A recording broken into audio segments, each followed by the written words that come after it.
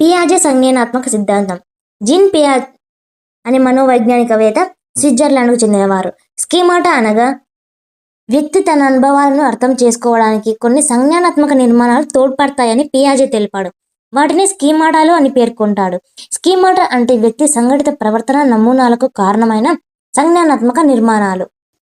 అనుభవాలతో స్కీమాటాలో మార్పులు రావడానికి కారణం వ్యక్తికి జన్మతః ఉన్న 2 కార్యాచరణ నియమాలు. అవి వ్యవస్థీకరణ, అనుకూలత. వ్యవస్థీకరణ అంటే మనోవైజ్ఞానిక నిర్మాణాలను ఇంకా ఎక్కువ సంక్లిష్ట వ్యవస్థలుగా సమన్వయపరిచే సిద్ధాంతం. అనుకూలతలో మళ్ళా 2 ప్రక్రియలు ఉంటాయి: సాంశీకరణ, అనుగుణ్యం. సాంశీకరణ, అనుగుణ్యంకి ఖచ్చితంగా డిఫరెన్స్ గుర్తుపెట్టుకోండి. వీటి నుంచి ఒక బిట్టు వస్తుంది. సాంశీకరణ: పిల్లవాడు ఏదైనా కొత్త అనుభవాన్ని పొందినప్పుడు ప్రస్తుతం ఉన్న స్కీమాటాతో పోల్చి ఆ వస్తువును పరివర్తన చేసుకుంటాడు.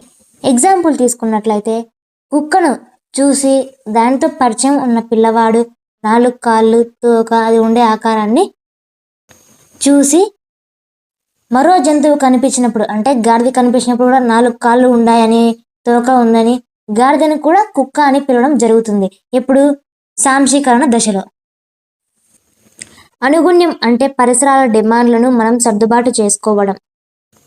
ఎగ్జాంపుల్, కుక్కను చూసిన పిల్లవాడు ఇప్పుడు దాని ఆకారం, పరిమాణం, రంగు, ధ్వని ఇవన్నీ బాగా గమనించి పరిశీలిస్తాడు.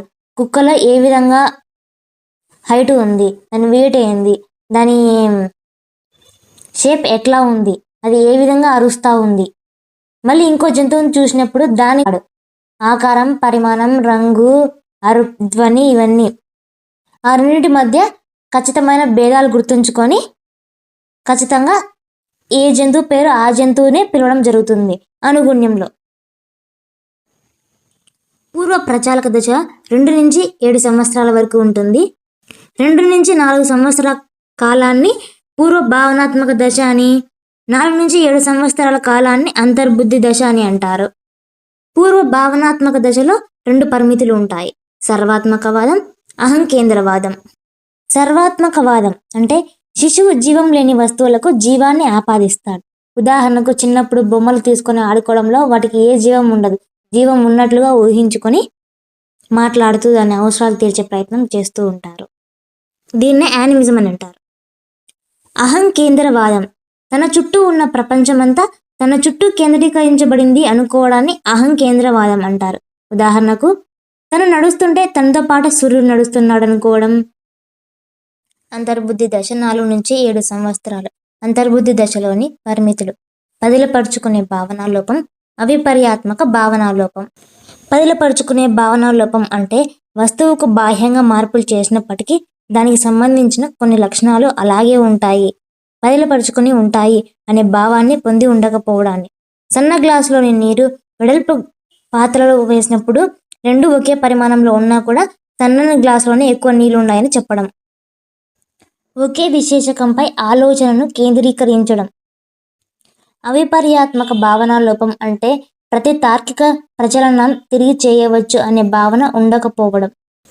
ఉదాహరణకు, ఒకే పరిమాణం ఆకారంలో ఉన్న 2 మట్టి గోళాలను తీసుకొని ఒకదాని ఆకారాన్ని మార్చినప్పటికీ మళ్ళీ దానిని తిరిగి చేయవచ్చు, అంటే మొదట చేసిన ఆకారానికి తిరిగి తీసుకురావచ్చు అని గుర్తించలేడు. ఇక్కడ జరిగే దోషం ఏమిటంటే మార్పులు జరిగినప్పుడు జరిగే పరివర్తనలపై దృష్టి కేంద్రీకరించలేకపోవడం. అంతర్బుద్ధి దశ ఏకపరిమితి దశలో ఆలోచిస్తారు. 3 + 6 = 9 అయినప్పుడు 9 - 6 ఎంత అంటే చెప్పలేరు. 3 ఎంత కలిపితే 9 వస్తుంది అంటే చెప్పలేరు. మూర్త ప్రచాలక దశ. ఈ దశ 7 నుంచి 11 సంవత్సరాల వరకు ఉంటుంది. కొన్ని పుస్తకాలలో 7 నుంచి 12 సంవత్సరాలు కూడా ఇవ్వడం జరిగింది. ఈ వయస్సులో విపర్యాత్మక భావన పెరిగి ఒకే విశ్లేషకంపై కేంద్రీకరించడం తగ్గి వాస్తవాలను అర్థం చేసుకునే సామర్థ్యం పెరుగుతుంది. పూర్వ ప్రచాలక దశలోని పరిమితులను ఈ దశలో అధిగమిస్తాడు. ఉదాహరణకు, ఈ దశలో పిల్లవాడు ఎలాగైనా ఇంటికి వెళ్ళగలడు తనకు తెలిసిన దారి నుంచి, కానీ ఎలా వెళ్ళాడు అని అడిగితే మాత్రం దారి చెప్పలేడు.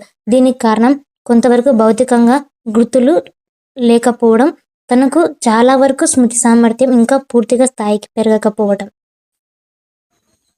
అమూర్త ప్రచాలక దశ.